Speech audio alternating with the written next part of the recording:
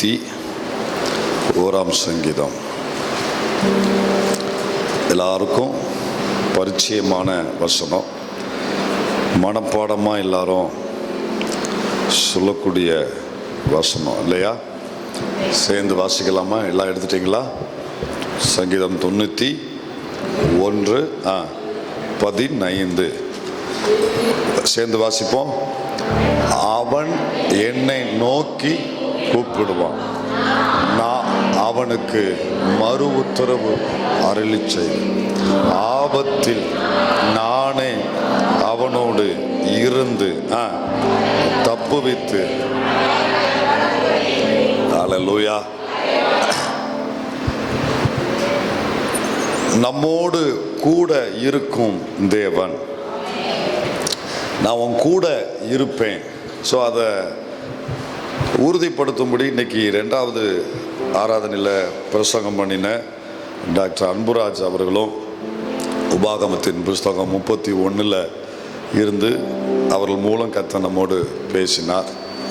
அவங்க வேற ஒரு செய்தி தான் மனதில் வைத்திருந்தாங்க. ஆனால் இங்கே வந்ததுக்கப்புறம் தேவன் அவர்களுக்கு சில வார்த்தைகளை சொல்ல உணர்த்த, அவர்கள் மூலம் தேவன் நம்மோடு, கர்த்தர் தாமே உனக்கு முன்பாக போகிறார், கலங்கவும் பயப்பட வேண்டாம், அவர் உன்னை விட்டு விலகுவதும் இல்லை, உன்னை கைவிடுவதும் இல்லை என்று நம்மை பலப்படுத்தும்படி ஆண்டவர் அவர்கள் மூலம் இந்த வார்த்தைகளை உறுதிப்படுத்தினார்.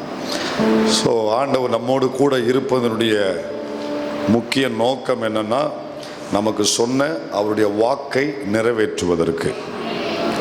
2வது, நம்மை குறித்துள்ள அவருடைய திட்டத்தை நிறைவேற்றுவதற்கு.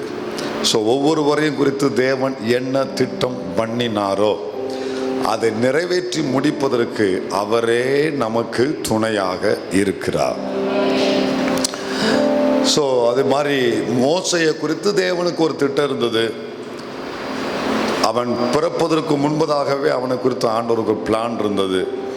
அதை நிறைவேற்றும்படி அவனோடு கூட நான் இருப்பேன் கர்த்தர் அவனை திடப்படுத்தினார். எரேமியாவை ஆண்டவர் ஒரு நோக்கத்துக்காக அழைத்தார், தேவனுடைய வாயாக இருக்கும்படி, ஆண்டவருடைய வார்த்தையை சொல்லும்படி. அப்போ கர்த்தருடைய வார்த்தையை சொன்னால் அவனுக்கு சில நெருக்கங்கள், பிரச்சனைகள், எதிர்ப்புகள் வரும்னு கர்த்தருக்கு தெரியும். அதனால் ஆண்டவர் அவனுக்கு சொன்னார், அவர்கள் உனக்கு எதிராக யுத்தம் பண்ணுவார்கள், ஆனாலும் மேற்கொள்ள மாட்டார். உன்னை ரட்சிக்கும்படிக்கு நான் உன்னோடனே கூட இருக்கிறேன். உன்னை குறித்து எனக்கு ஒரு நோக்கம், திட்டம் இருக்கு. என் வார்த்தையை என் ஜனத்துக்கு நீ கொண்டு போய் சேர்க்கணும், அந்த வேலையை நீ செய்யணும். இதுதான் உன்னை குறித்துள்ள என்னுடைய நோக்கம், திட்டம். அதை நிறைவேற்றுவதற்கு எவ்வளவு எதிர்ப்பு வந்தாலும் அதன் நடுவில் உன்னை பாதுகாக்க நான் உன்னோடு இருக்கிறேன். தேவன் நம்மளை கொண்டு ஒரு காரியம் செய்ய போறாரு அப்படின்னா நம்மளை தனியா விட்டு செய்ய விட மாட்டார். அந்த காரியத்தை நிறைவேற்றி முடிக்கிற வரைக்கும் அவர் நம்ம கூட இருந்து, ஏன்னா வேலை அவருடைய வேலை, அதை செய்யணும்னா அவர் நமக்கு முழு உறுதுணையாய் நின்று செய்ய வைக்கிறார். சாலமோனுக்கு ஆண்டவர் ஒரு வார்த்தை கொடுத்தார். 1 நாளாகமத்தின் புஸ்தகம் 22ஆம் அதிகாரம் 11 வசனம் வாசிங்க. 1 நாளாகமம் 22:11. இப்போதும் என் குமாரனே, கவனிங்க, என் குமாரனே, நீ பாக்கியவானாய் இருந்து கர்த்தர் உன்னை குறித்து சொன்னபடியே. அப்பா பிள்ளைக்கு சொல்றாரு, கடைசி நாட்கள்ல கர்த்தர் உன்னை குறித்து சொன்னபடியே உன் தேவனாகிய கர்த்தரின் ஆலயத்தை கட்டும்படி. கவனிங்க, ஒரு வேலை, அவனை கொண்டு ஒரு வேலை கர்த்தர் வச்சிருக்கிறார்.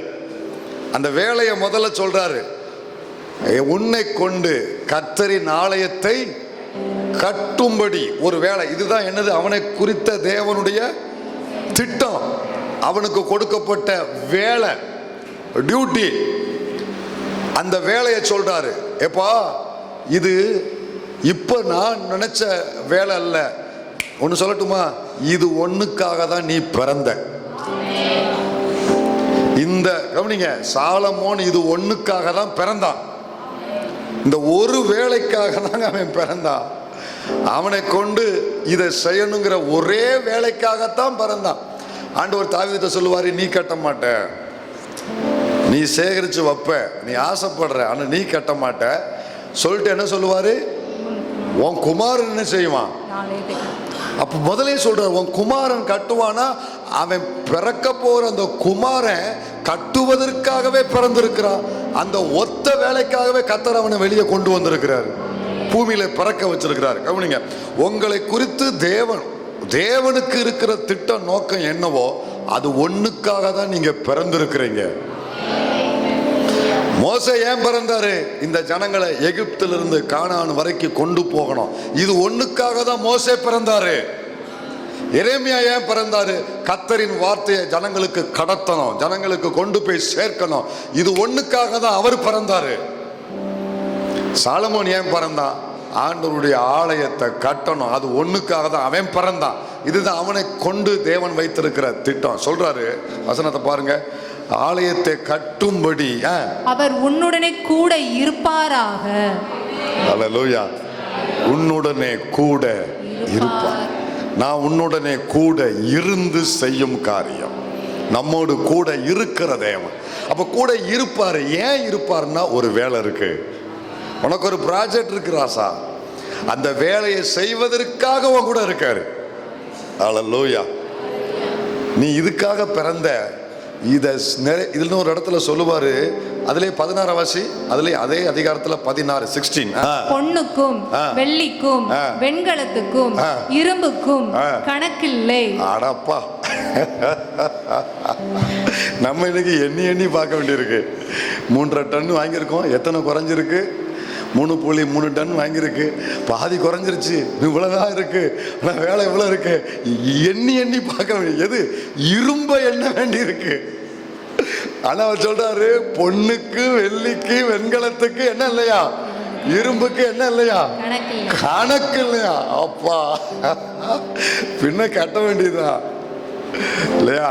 சொல்றாரு பாருங்க. சொல்லிட்டு நீ எழும்பி காரியத்தை நடப்பி, நீ எழும்பி காரியத்தை நடப்பி. அந்த துணி இன்னைக்கு இந்த சபைக்கு உண்டாகட்டும். நீ எழும்பி காரியத்தை நடப்பி. ஒரு வேலை இருக்கு. சொல்லுங்க, நமக்கு, எனக்கு, நம்ம எல்லாருக்கும் ஒரு வேலை இருக்கு. அந்த வேலைய நடப்பிப்பதற்காக கர்த்தர் உன்னோட இருப்பாராக. அல்லேலூயா. இவ்வளோ அண்ட சராசரங்களை உண்டாக்கின தேவன் கூட இருக்கும் பொழுது தமா துண்டு வேலை அவருக்கு எவ்வளவு லேசான வேலை. நமக்கு தான் எல்லாம் பெருசு, நமக்கு தான் பயங்கரமா இருக்கு, நமக்கு எல்லாமே பாரமா சுமையா. அவருக்கு அவ்வளோதான் முடிஞ்சு. ஆனால் இவ்வளோ பெரிய உலகத்தை கண்ணை மூடி முழிக்கிறதுனால கொண்டு வந்தவர் இல்லையா? அதனால இது எல்லாத்தையும் அவருக்கு லேசான காரணம் சொல்றாரு. அதுல 28ஆம் அதிகாரத்துல சொல்லுவார் நினைக்கிறேன். 2 அதே 1 நாளாகமோ 28க்கு வாங்க, 28க்கு வாங்க, 20 வாசிங்க. தாவீது தன் குமாரனாகிய சாலமோனை நோக்கி, நீ பலம் கொண்டு தைரியமா அப்படின்னு சொல்றாரு. தைரியமா இருந்து இதை நடப்பி. சொல்லுங்க, இதை நடப்பி. ஒரு வேலையை கொடுக்கிறாரு, இதை நடப்பி. நீ பயப்படாமலும் கலங்காமலும் இரு. தேவனாகிய கர்த்தர் என்னும் என் தேவன் உன்னோட எப்படி சொல்றாரு பாருங்க. தேவனாகிய கர்த்தர் என்னும் என் தேவன் உன்னோட இருப்பா. கூட இருக்கிறவர் உன்னோட இருப்பா. கர்த்தருடைய ஆலயத்தை கட்டுகிறதுக்கு அடுத்த இதுக்காகத்தான் நீ பிறந்த, இதுக்காகத்தான் கர்த்தர் இந்த உலகத்துக்கு கொண்டு வந்தாரு. அதை கட்டுகிறதுக்கு அடுத்த சகல கிரியைகளை நீ முடித்து பிரேக் போட்டு வாசி. கட்டுகிறதுக்கு அடுத்த சகல கிரியைகளையும், நல்லா சொல்லுங்க எல்லாரும், கிரியைகளையும் ஆரம்பிச்சுட்டு ஒளிஞ்சு போக மாட்டேன். உன்னை ஒருத்தனாலும் ஒழிக்கவும் முடியாது. எதை ஆரம்பிச்சுட்டு அரைய குறையும் போட்டுட்டு போக மாட்டேன். நீ முடித்து தீரும் மட்டும் அவர் உன்னை விட்டு விலகவும் மாட்டா, உன்னை கைவிடவும் மாட்டா. ஆமென் சொல்ற பிள்ளைங்க எத்தனை பேர் உள்ள இருக்கீங்க? சொல்லுங்க, முடித்து தீரும் மட்டும். கர்த்தர் ஆரம்பிக்கிறவர் அல்ல, அதை தொடர்கிறவர் மட்டுமல்ல, நிறைவேற்றி முடிக்கிறவர். முடித்து, அந்த வார்த்தை தான் என்ன ரொம்ப டச் பண்ணுச்சு. முடித்து தீரும் மட்டும், அதை முழுமையா பினிஷ் பண்ணுகிற வரைக்கும். ஏன் அப்படின்னா, இது ஒண்ணுக்காக தான் கர்த்தர் உன்னை கொண்டு வந்தாரு. நம்ம போடுற ப்ராஜெக்ட் ஒருவேளை அரையும் குறையுமா நின்றலாம், ஆனா நம்மளை கொண்டு அவர் போட்ட ப்ராஜெக்ட் எல்லாமே மகிமை அடையும். உங்களை கொண்டு உங்க குடும்பத்தில், உங்க சந்ததிக்கு, உங்களை கொண்டு உங்க பிள்ளைகளுக்கு, அல்லது உங்களை கொண்டு ஊழியத்தில் என்ன செய்யணும்னு அவர் ஒரு பிளான் போட்டு வச்சாரோ அதை முடித்து தீர்வு மட்டும் ஒரு முடி கூட உங்கள் தலையிலிருந்து கீழே விழாது. முடித்து தீர்வு மட்டும். கன்ஃபஸ் பண்ண விரும்புறவங்க, முடித்து தீர்வு மட்டும் அவர் என்னை விட்டு, என்னை கூட வேலைக்காக என் கூட இருக்கிறார். அல்லேலூயா. சரி, அப்போ கர்த்தர் கூட இருப்பது வாக்கை நிறைவேற்ற, தேவன் நம்மோடு இருப்பது திட்டத்தை, அதாவது அந்த வேலையை நிறைவேற்ற, திட்டத்தை நிறைவேற்ற. மூணாவது தான் 91ஆம் சங்கீதத்தில் கவனிச்சோம். 91ஆம் சங்கீதம் மறுபடியும் வாசிக்கலாமா? 15ஆம் வசனம் வாசி. 91:15.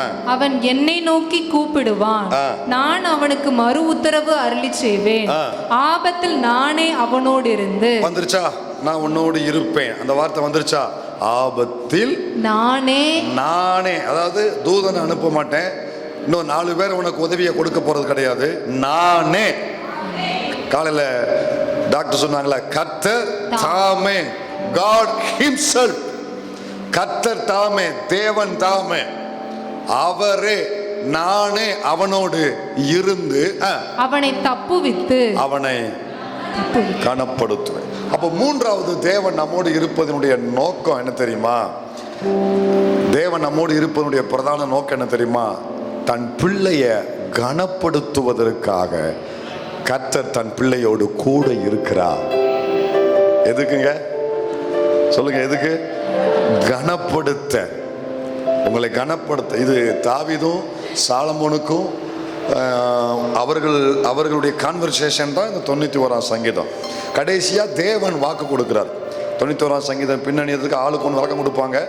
ஆனால் மேக்சிமம் உள்ள வேத வல்லுநர்கள் ஏற்றுக்கொள்கிற ஒரு விளக்கம் என்னன்னா, ஆசாரிப்பு கூடாரத்தில், ஆசாரிப்பு கூடாரத்துக்கு முன்னால ஒரு பக்கம் தாவீது, ஒரு பக்கம் சாலமோன், இருவரும் நின்று தாவீது சாலமோனுக்கு ஆலோசனை சொல்றாரு.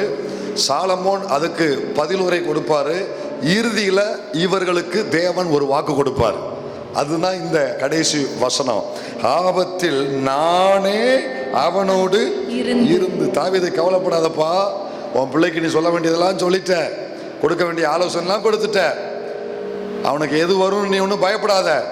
அவன் நீ சொன்னபடி, நான் கொடுத்த கட்டளையின்படி அவன் நடந்து கொண்டா, ஆபத்து வரும்போது நானே அவனோடு இருந்து தப்புவித்து கனப்படுத்துவேன்.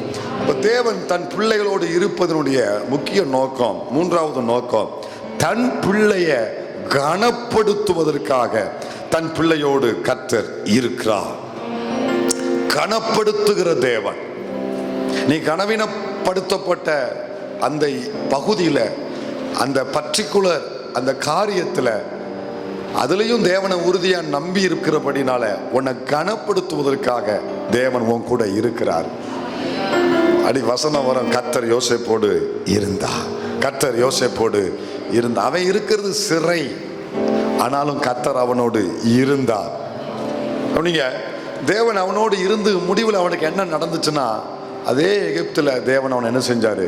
கனப்படுத்தினான். ஏன்னா தன் நாமத்து நிமித்தம் வருகிற எல்லா உபத்திரவத்தையும் சகித்து கொண்டு அதை விட்டு விலகி போகணுங்கிற எண்ணம் இல்லாம அது தேவனுக்காக ஏற்றுக்கொண்டான் பாருங்க. தேவன் அதை பார்த்து கணக்கில் வைத்து கனப்படுத்துவதில் உண்மை உள்ளவர். கர்த்தரை போல உண்மை உள்ளவர்களை நீங்க ஒருவரையுமே பார்க்கவே முடியாது. உண்மையில், உண்மை என்கிற வார்த்தைக்கு தேவன் மட்டும்தான் பொருந்தக்கூடியவர். ஆண்டவர் நாமத்து நிமித்தம் வருகிற கனவீனங்கள், அவமானங்கள், நிந்தனைகள், ஏச்சுக்கள், பேச்சுக்கள், ஏளனங்கள் எல்லாத்தையும் சகித்து கொண்டு, நம்ம சேட்டை பண்ணி வருகிறத சொல்லல, கர்த்தர் நாமத்து நிமித்தம் வருகிறத சொல்றேன். தேவனுடைய நாமத்தின் நிமித்தம் சிலருக்கு வரும். இது எல்லாவற்றையும் உள்வாங்கி கொண்டு ஏற்றுக்கொண்டு அதை உருவ கடந்து போய் தேவன் நிமித்தம் இதை நான் பாக்கியமா எண்ணுகிறேன் அப்படின்னு இதை ஏற்றுக்கொண்டு அந்த இடத்தை விட்டு நீங்க வழி விலகாம இருக்கிறீங்க பாருங்க. எதுக்குடா வம்பு, சே தூர தூக்கி போட்டு போற, மனுஷனுக்கு நிம்மதி தான் தேவை, எதுக்கு போராடுவானே அப்படின்ட்டு தூர தூக்கி போட்டு கர்த்தர் வச்ச இடத்தை விட்டுட்டு எஸ்கேப் ஆகாம, அவமானத்தை பார்த்து நீங்க விலகி ஓடாம ஆண்டவருக்காக பொறுத்து அதிலேயே உறுதியா நிக்கிறீங்கன்னா அதே இடத்துல கனப்படுத்த இறங்கி வருவார் கர்த்தர். அக்கினி சூளையில அவமானத்தை பொறுத்து உறுதியா நின்னாங்க, இறங்கி வந்தாரு, கனப்படுத்தினாரு. முடிவில் சிங்க கவியில அவமானத்தை பொறுத்து உறுதியா நின்னாரு, தேவன் கனப்படுத்தும்படி இறங்கி வந்தாரு. சிறையில அவமானத்தை பொறுத்து கொண்டு தப்பு செஞ்சு அவன் சிறைக்கு போகல, கர்த்தர் நாமத்தின் நிமித்தம் அந்த அவமானம் வந்தது. இதெல்லாம் பொறுத்து கொண்டு உருவ கடந்து போக சகித்து உறுதியா நின்னா தேவன் பார்த்து கனப்படுத்த இறங்கி வந்தாரு. அல்லேலூயா. தேவ பிள்ளையே, உபத்திரவம் பாடு அப்படின்னு நீ கணக்கு போட்டு கர்த்தர் வச்ச இடத்தை விட்டு போகணும்னு நீ முடிவு பண்ணாத. இன்னொன்று சொல்லட்டுமா, இதை விட்டு போனா இதை விட பாடு வரத்தான் செய்யும். ஆனா கவனி, ஆனா அங்க உனக்கு எந்த பாதுகாப்புமே கிடையாது. தேவன் வச்ச இடத்துல எவ்வளவு பாடு வந்தாலும் உனக்கு பாதுகாப்பு இருக்கு. அக்கினி சூளையா இருந்தாலும் அவளை பார்க்கக்கூடிய அக்கினி மயமான ரதங்கள் சூழ்ந்திருக்கு. தேவன் வச்ச இடத்துல நீ இரு, அவமானத்தை சகித்து கொண்டு நீ இரு, நிந்தையை சகித்து கொண்டு இரு. சொல்லட்டுமா, இயற்கை தன் சக்தியை இழக்கும். மொத்த கண்ட்ரோலும் அங்க தேவனுடைய கரத்துக்கு கடந்து போகும். அந்த இயற்கையின்படி நடக்கக்கூடியது எதுவுமே உனக்கு எதிராக எழும்புகிற அந்த பாதையில எதுவுமே நடக்காது. எப்படி சொல்றேன்னா, நெருப்புக்கு என்ன தன்மை உண்டு? தன்னிடத்தில் வரக்கூடிய எதையுமே பொசுக்கி சாம்பலாக்கக்கூடிய தன்மை உண்டு. இதுதான் இயற்கை. ஒரு நெருப்புல எதை போட்டாலும் அதுவும் நெருப்பா மாறிடும். இதுதான் நெருப்புடைய தன்மை. இப்ப நெருப்புல 7 மடங்கு அக்கினி சூளை பக்கத்திலே போட்டவன் சாம்பலா போனான் இருக்கு, எரிஞ்சு போனான் இருக்கு. தூக்கி கொண்டு போனவன் 10-15 அடி தூரத்தில் நின்னவன் எரிஞ்சு போனான் இருக்கு. ஆனா உள்ள போடப்படுற 3 பேரும் இயற்கையின் தன்மையின்படி, அந்த இயற்கையின்படி அந்த நெருப்பின் தன்மை இவர்களை இப்ப சுட்டரிச்சு சாம்பலா இருக்கணும். ஆனா மூடி கூட என்ன செய்யலையா? அந்த வாசனை கூட நெருப்புக்குன்னு ஒரு வாசனை உண்டு, அது கூட இவங்க மேல இல்லையா? நான் எப்படி பார்க்கணும், போட்ட சட்டையுடைய அயன் கூட களையல. அப்போனா அங்க என்ன நடந்திருக்கு? இயற்கை தன் சக்தியை இழந்திருக்கு. காரணம் மொத்த கண்ட்ரோலும் அவரிடத்துல இருக்கு. கர்த்தர் வச்ச இடத்துல உபத்திரவத்தை சகித்து நீ போகும் பொழுது கண்ட்ரோல் உனக்கு விரோதமா எழும்புகிற கூட்டத்தினுடைய கையில் அல்ல, உன்னை குறித்து திட்டம் வைத்திருக்கிற கர்த்தரின் கையில் நீ போகிற பாதையினுடைய முழு கண்ட்ரோல் இருக்கு. முழு கண்ட்ரோலும் கர்த்தரின் கையில் இருக்கு. சொல்லுங்க, தேவனை மிஞ்சி அவரை தாண்டி எதுவும் நடக்காது. பத்திரமா இருப்ப, நீ பத்திரமா இருப்ப. எப்படி பாச சொல்றீங்க? உங்களுக்கு என்ன தெரியும்? ஆமா, எனக்கு ஒண்ணுமே தெரியாது. நான் போற பாதை உங்களுக்கு என்ன பார்த்து தெரியும்? நடக்கிற சம்பவம் பார்த்தா, பேசுற பேச்செல்லாம் பார்த்தா நான் எப்படி பத்திரமா இருக்க போறேன்? இருப்ப, இருந்திருக்கிறாங்க, நானும் இருக்கேன், நீயும் இருப்ப. அறிவாளி மாதிரி பேசக்கூடாது, விசுவாசி ஆளி மாதிரி பேசணும். அறிவை வச்செல்லாம் பேசக்கூடாது. இப்பெல்லாம் விசுவாசத்துல பேசணும். கனப்படுத்தும்படி இறங்கி வருவார். கடைசியா ஒரு பகுதியை வாசித்து நம்ம முடிக்கலாம். கவனிங்க, ஆதியாகமம் 46, ஆதியாகமம் 46 எப்படி கர்த்தர் கனப்படுத்துறான்னு சொல்றேன்.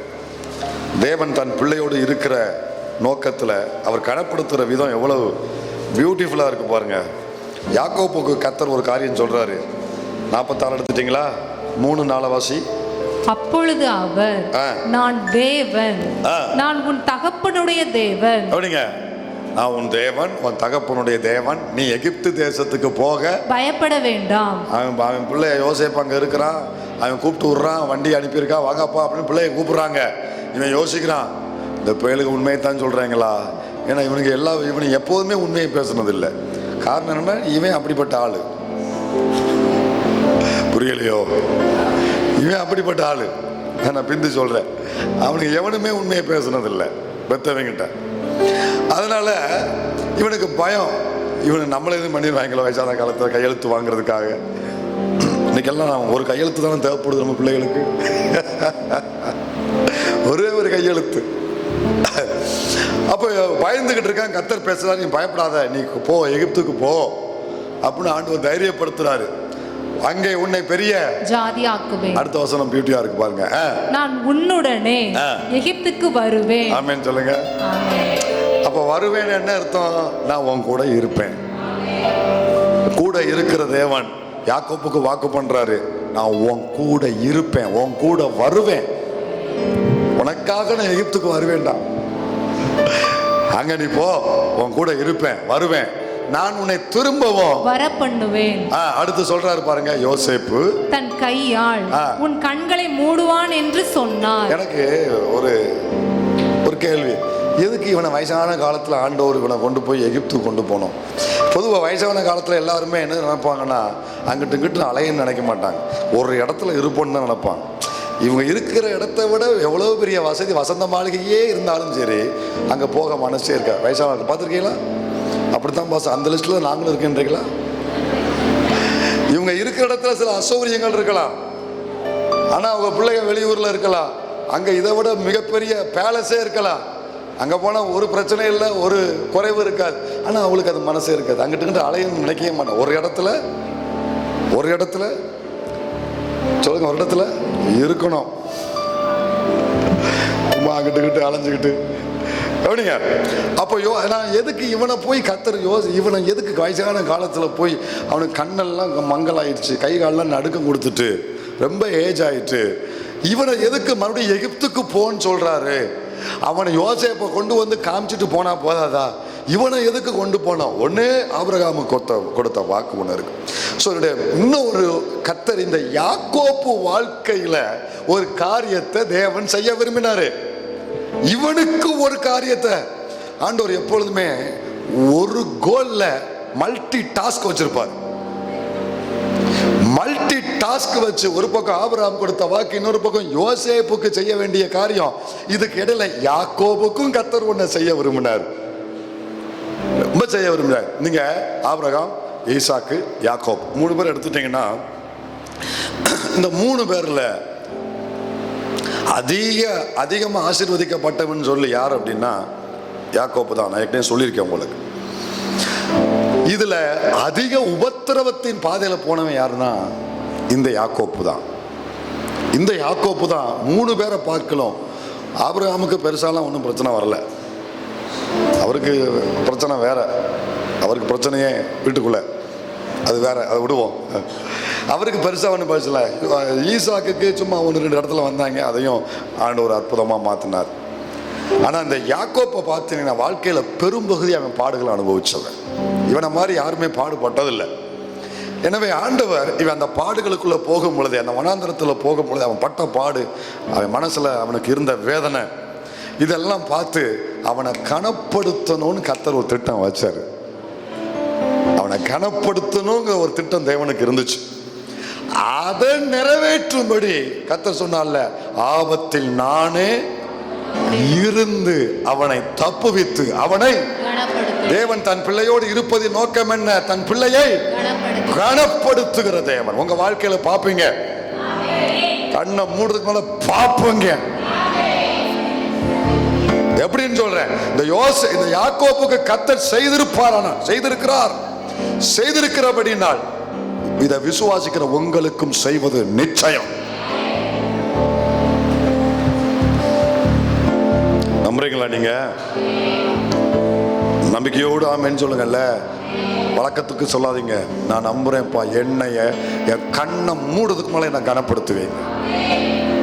இந்த யாக்கோப்புக்கு செய்தாரு பாருங்க, நீ எகிப்துக்கு போப்பா, உன் கூட இருப்பேன்ப்பா சொல்லிட்டு கடைசி சொல்றாரு, யோசேப்பு தன் கையா உன்னை மூடுவான்.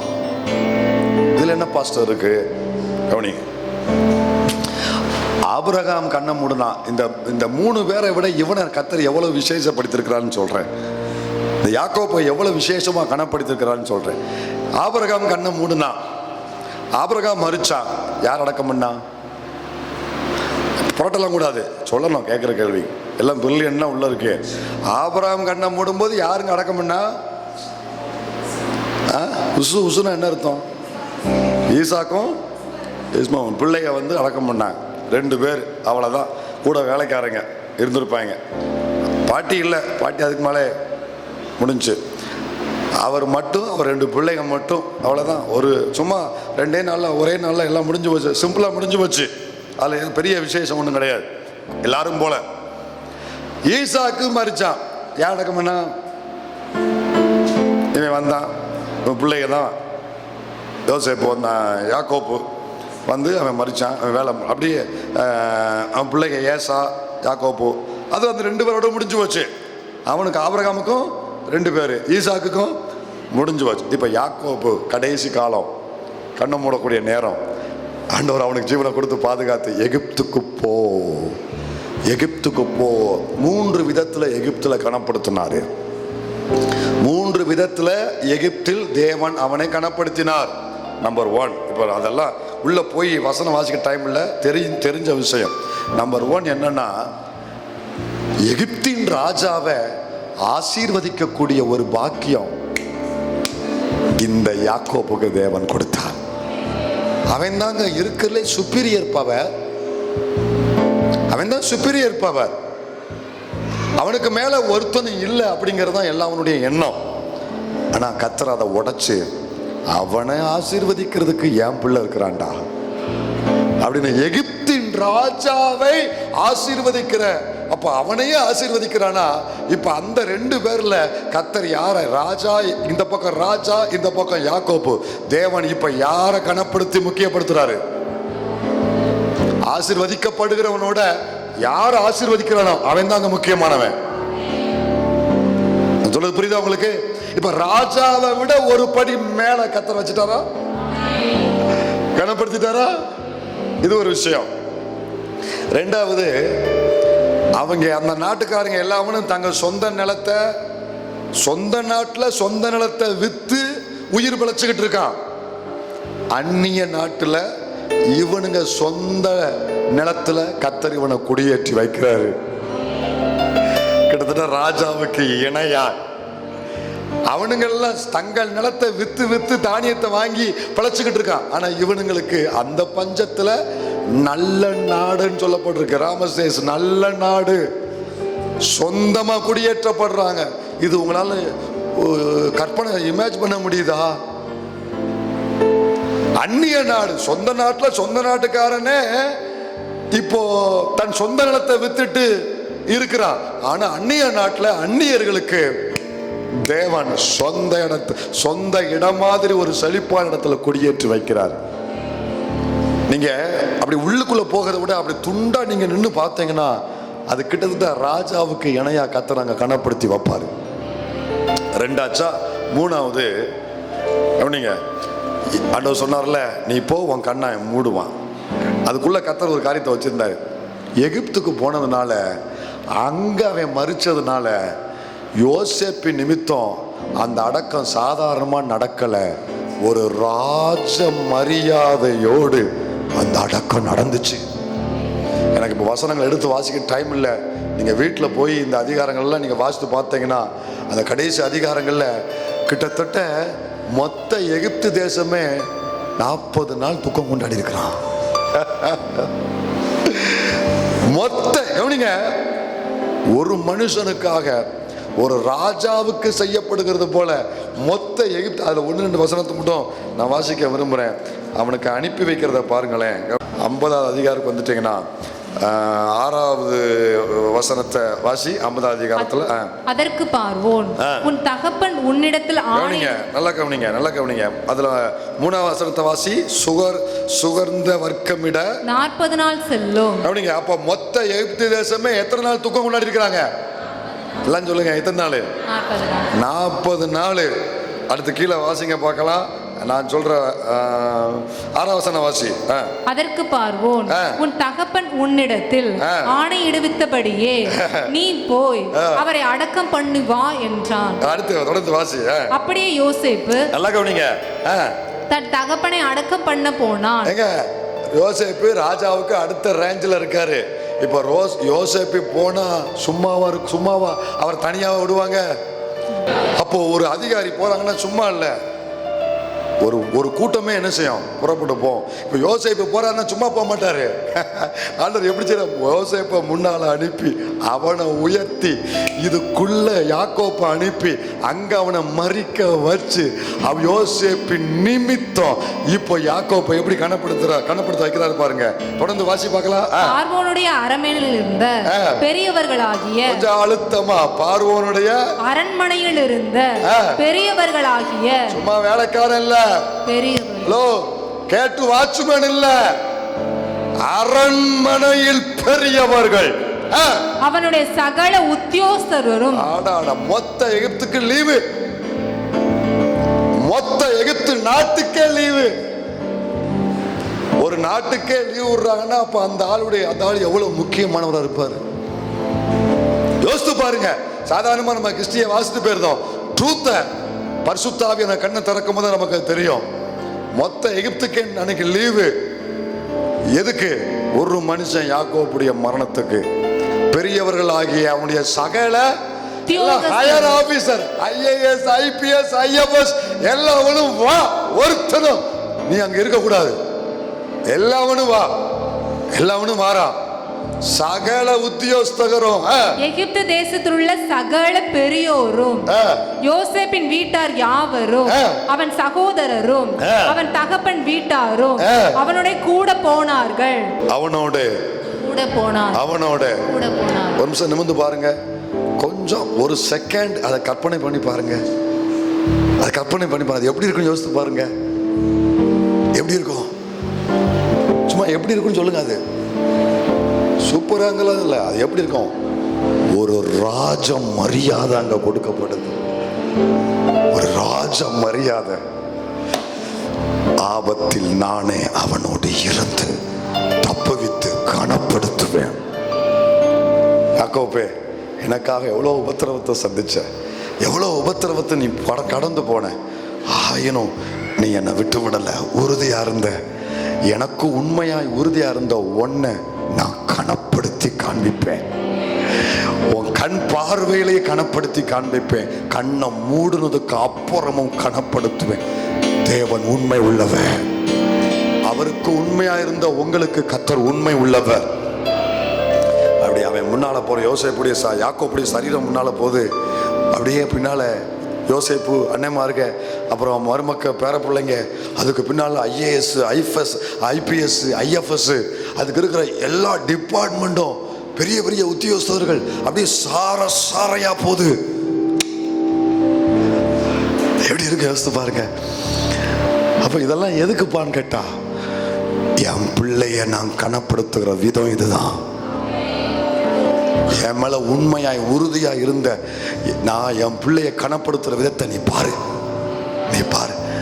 இந்த கூட்டத்துல கர்த்தருக்கு உண்மையா சகல உபத்திரவத்தின் குகையிலையும் ஆண்டவரை உறுதியாய் பற்றி உண்மையா இருந்த தேவ பிள்ளைய உன்னை கனப்படுத்தி காண்பிப்பாரு கர்த்தர். இல்ல இன்னும் ஒரே ஒரு சின்ன விஷயம் இருக்கு, சொல்லிடுறேன். காலையிலலாம் இவ்வளவு விளக்கமா பேசுறதுக்கு நமக்கு சமயம் இல்லை. ஒரு சின்ன விளக்கம் இருக்கு, கவனிங்க. இந்த ஈசா கிட்ட இந்த யாக்கோபு ஒரு பொய் சொன்னான். ஈசா கிட்ட தன் அப்பா விட்ட இந்த யாக்கோபு ஒரு பொய் சொன்னான். நான் ஏசா அப்படின்னு ஒரு பொய் சொன்னானா, அந்த பொய்ய அன்னையாரும் ஈசாக்கு நம்பினா. ஆனா அதுக்கப்புறம் அவனுக்கு உண்மை தெரிஞ்சிருச்சு. இது பொய், இதுதான் உண்மை அப்படின்னு. இது பொய், இதுதான் உண்மை அப்படின்னு உண்மை தெரிஞ்சிருச்சு. கொஞ்ச நேரத்தில் உண்மை அவனுக்கு தெரிஞ்சிருச்சு. நல்லா கவனிங்க. ஆனா இதே மாதிரி இவன் பிள்ளைய, யாக்கோபு பிள்ளைய இவன்கிட்ட ஒரு பொய் சொன்னாங்க. என்ன பொய் சொன்னாங்க? வஸ்திரத்தை கொண்டு வந்து காமிச்சு, இதுதான் யோசேப்பின் வஸ்திரம். ஒரு மிருகம் அவனை அடிச்சு கொன்றுச்சு. அவன் உசுரோடு இல்லை.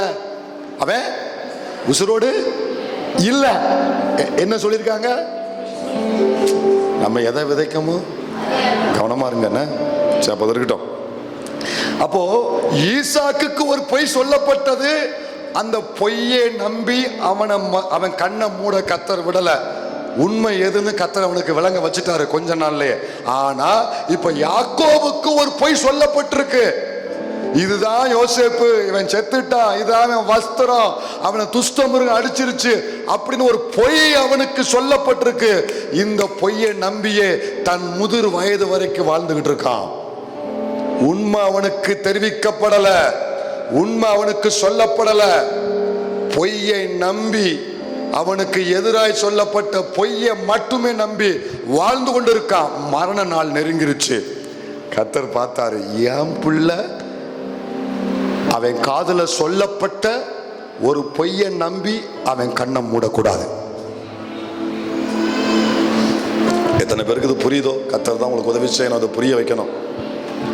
என் பிள்ளை அவனுக்கு விரோதமாய் ஒரு சம்பவம் நடப்பிக்கப்பட்டு எடுத்து கட்டப்பட்டு ஒரு பொய் அவன் காதுல போடப்பட்டிருக்கு. அந்த பொய்யை மட்டுமே வாழ்நாள் முழுசும் நம்பிக்கிட்டு இருக்கான். யோசேப்பு இல்ல, யோசேப்பு துஷ்டம் அடிச்சு போடுச்சு, என் பிள்ளை இப்படி செத்து போயிட்டான், இப்படிங்கிற ஒரு பொய் அவனுக்கு சொல்லப்பட்டிருக்கு. இந்த பொய்யை நம்பி அவன் கண்ணை மூடக்கூடாது. கர்த்தர் சொல்றாரு, நீ போ, யோசேப்பு உன் கண்ணை மூடுவான். அப்படின்னா என்ன அர்த்தம்? இவ்வளவு நாளா உனக்கு ஒரு பொய் சொல்லப்பட்டு அந்த பொய்யை நம்பிக்கிட்டு இருக்க, அதுலயே நீ கண்ணை மூட நான் விரும்பல. எது உன் வாழ்க்கையில எது எந்த காரியம் உண்மைங்கிறத உன்னை பார்க்க வச்சு அதுக்கப்புறம் தான் உன் கண்ணை மூட வைப்பேன். தேவப்பிள்ளைய எனக்கு தெரியல, மேபி இங்க இருக்கலாம். உங்க வாழ்க்கையில சத்துருக்கள் சில பொய்ய உங்க காதுல போட்டு இதுதான் இதுதான் இப்படித்தான் அப்படின்னு உங்க இருதயத்துல விதைச்சு அதை மட்டுமே நம்பி ஏமாந்து ஒருவேளை இவ்வளவு காலம் நீங்க வாழ்ந்திருக்கலாம். அது உங்களுக்கு ஒரு துர்ச்செய்தியா இருக்கலாம், வேதனைக்குரியதா இருக்கலாம். இது இப்படி நடந்திருக்க கூடாது, ஏன் இப்படி நடந்துச்சு, இதனால தான் என் வாழ்க்கையில இவ்வளவு வேதனை, நிந்தனை, சம்பவம், இவ்வளவு அழுக, இவ்வளவு போராட்டம், இன்னைக்கு வரைக்கும் தலை நிமிர முடியாத அளவுக்கு நான் குறுகி போனதுக்கு இந்த ஒரு சம்பவம் தானா? மேபி அது பொய்யா இருக்கலாம். அந்த பொய்ய சத்துருக்கள் திரிச்சிருக்கலாம், உங்க காதுல கொண்டு வந்து போட்டு நம்ப வச்சிருக்கலாம். அதை நம்பி பல ஆண்டுகள் உங்க வாழ்வு கடந்து போகலாம். தேவன் உண்மை உள்ளவர், தேவன் உண்மை உள்ளவர். எத்தனை அடி ஆழத்துல உங்க நீதி உண்மை அங்க கொண்டு போகப்பட்டாலும் வெளியே வெடித்து சிதற வைத்து கர்த்தர் கொண்டு வருவார். எது உண்மைங்கிறத உங்க கண்கள் பார்க்க வைப்பாரு. இயேசுவின் நாமத்தில் சொல்றேன், உங்க வாழ்க்கையில கர்த்தர் மறைவாக செய்து கொண்டிருக்கிற சில உண்மைகளை மனிதர்கள் செத்து போச்சுன்னு சொன்ன அந்த யோசேப்புகள் சாகல, தேவன் அவனை உயிரோடு பாதுகாத்து வைத்திருக்கிறார்.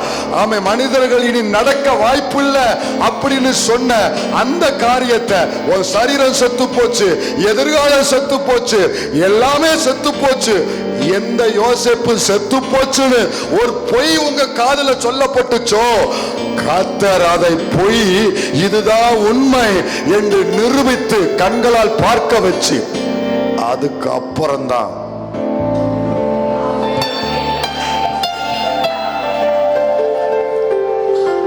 யாருக்கு என்ன பொய்ய சத்துரு சொல்லியிருக்கானோ ஆண்டவர் அதை உடைப்பாரு.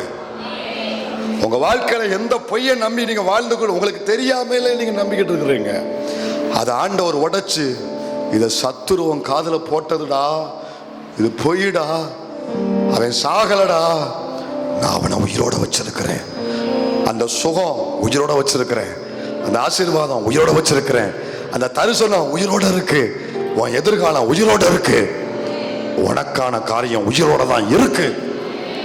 அதை பார்க்க வச்சுதான் கண்ணை மூட வைப்பாரு. ஹல்லேலூயா.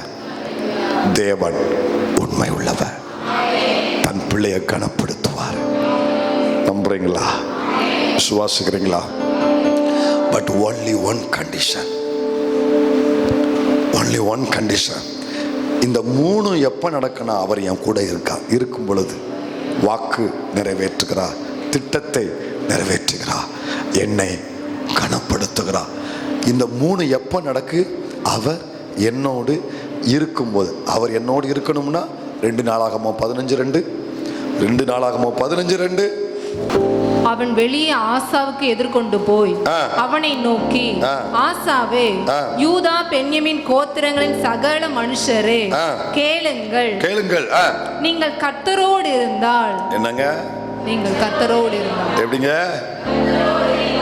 சும்மா அரை மணி நேரம் முழங்கால் போட்டு ஜெபம் பண்ணிட்டேன்னு நினைக்கக்கூடாது.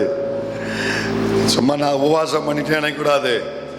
நீங்கள் கர்த்தரோடு இருந்தால் அவர் உங்களோடு இருப்பார். எங்க இதுக்கு சப்ஸ்டியூட்டே கிடையாது, இதுக்கு மாற்று வழி மாற்று பாதையே கிடையாது. தேவன் என்னோடு இருந்தா தான் அந்த 3 ஆசீர்வாதம். அவர் என்னோடு இருக்கணும்னா வெரி சிம்பிள், நான் அவரோடு இருக்கணும். விசுவாசிக்கிறீங்களா? போதும், ஒப்பு கொடுக்குறீங்களா? அவர் என்னோடு இருக்கணும்னா நீங்க அந்த ஊழியக்காரன்ட்ட போய் ஜெபம் பண்ணி இந்த ஊழியக்காரன் அப்படிலாம் இல்லைங்க, அப்படிலாம் இல்லை. அவர் என் தலையில் கை வச்சு இவர் என் தலையில் கை, அப்படிலாம் இல்லை. அது பைபிளில் நான் வச்சுக்கிற பைபிளில் அப்படிலாம் இல்லை. அவர் உங்களோடு இருக்கணும்னா ஒரே வழிதான் அதுக்கு, நான் அவரோடு இருந்தா அவர் என்னோடு இருப்பாரு. முழங்கால் படிடுமா?